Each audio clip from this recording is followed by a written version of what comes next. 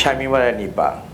নিপার নামটি যখনই আমরা শুনি বা উচ্চারিত হয়, ও নাচের জগতে নিজেই একটা ইনস্টিটিউট।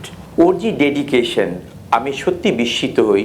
এবং ও মনে হয় এত গড গিফটেড একজন নৃত্যশিল্পী। আমার মনে হয় সৃষ্টিকর্তা নাচের জন্যই ওকে তৈরি করেছে।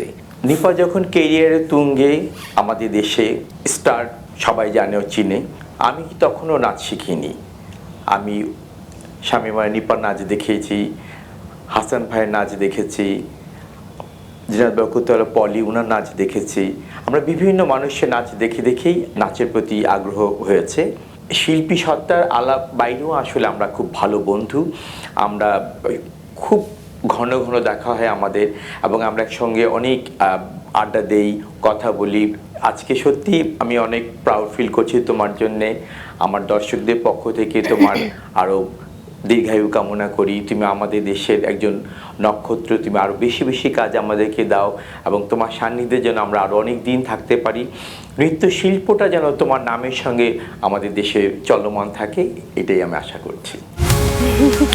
কাছের মানুষের এই সমস্ত কথা যদি নতুন করে শোনা হয় না, সারাদিন একসঙ্গে চলি, কিন্তু আমাকে নিয়ে যে তার এই ভাবনাটা এটা তো জানা হয় না।